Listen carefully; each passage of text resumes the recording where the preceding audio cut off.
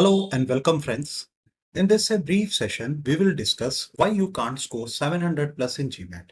So friends, before going further, let me introduce myself. I'm Rajiv Ranjan Jha and I have been tutoring many students who are scoring 700 plus and 650 plus in GMAT.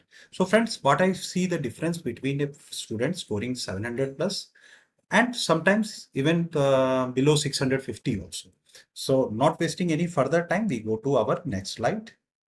Okay. See, first I will discuss with you with a question, help of a question. Then we will understand how to score 700 plus. See, the question is in front of you. It is from quantitative reasoning question. You just go through this question, pause my video for 2-3 minutes, try to solve this question, and then you come for the right solution and the further essential part of this video, how to score 700 plus. So friends, now I start solving this question and then I will go and explain how to score easily 700 plus in the GMAT focused edition, which is now the only version available. So this is the question. Coins are to be put into 7 pockets so that each pocket contains at least one coin. At most 3 of the pockets are to contain the same number of coins, and no 2 of the remaining pockets are to contain an equal number of coins. What is the least possible number of coins needed for the pockets? Okay, friends. So this is a question from quantitative reasoning.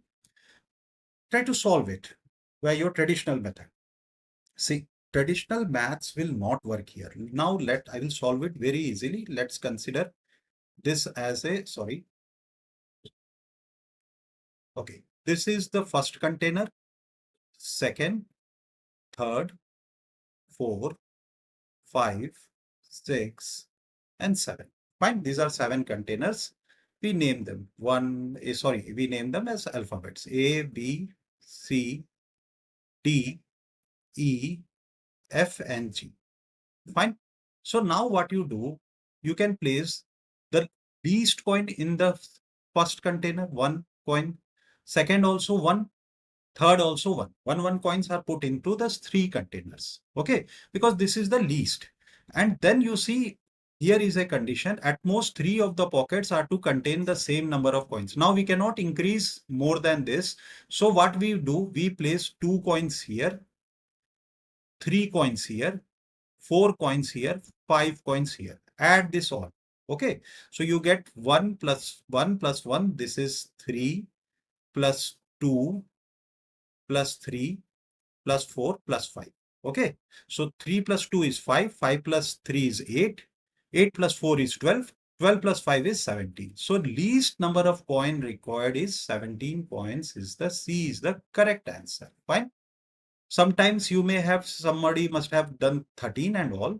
So what happens? Now look closely at this question to understand GMAT and why we are not in a position to score the desired marks what we want or desired score in the GMAT. So see, this is quantitative reasoning. Quantitative reasoning is different from quantitative aptitude. This doesn't require any high level mathematics, any probability. By initially, when we see this 7 pockets and all, we feel that this is a question from probability, but absolutely this is not a question from probability. This doesn't require even a much of maths, but it requires a lot of this reasoning.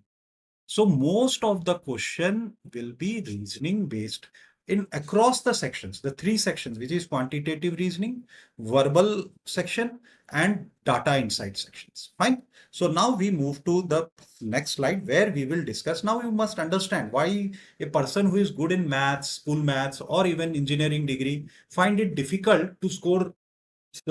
Sometimes their desired score they are not attaining even after being good in quant and other subjects.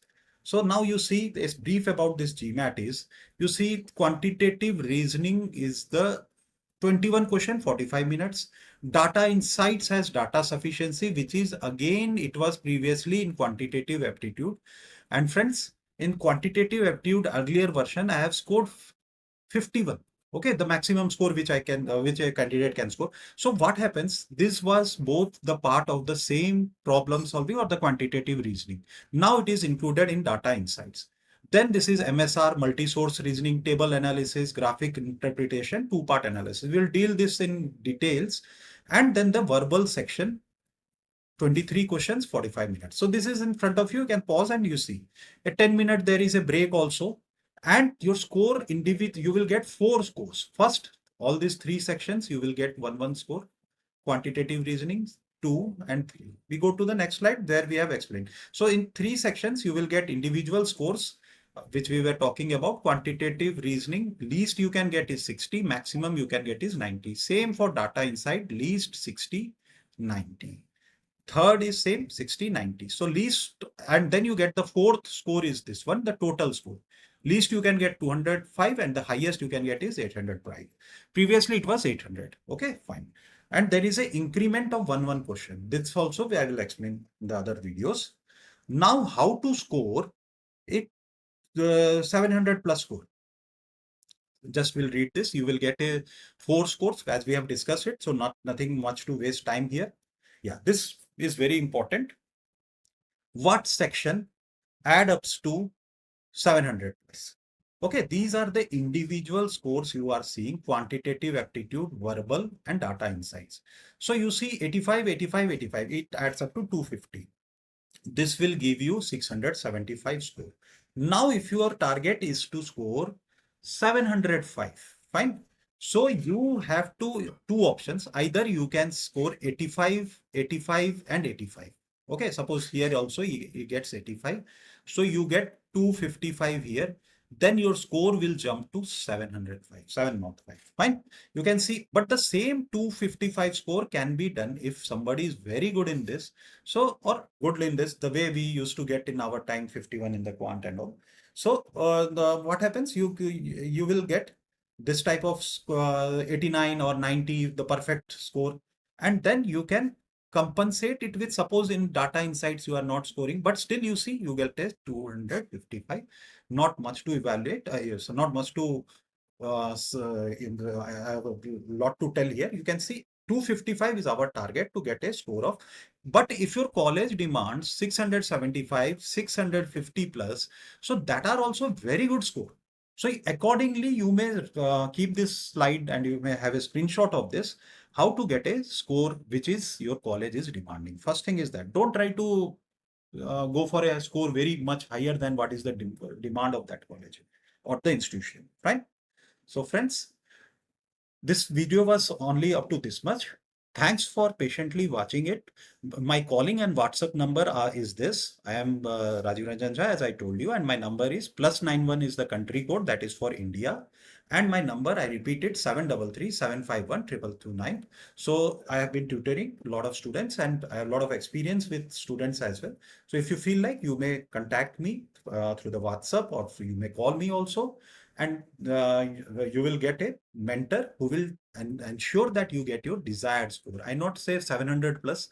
I say what is your desired score. You can always, with my mentoring, you can aspire and we both will work together so that you get your desired score. So once again, friends, thanks for watching, and you may subscribe to my channel so that you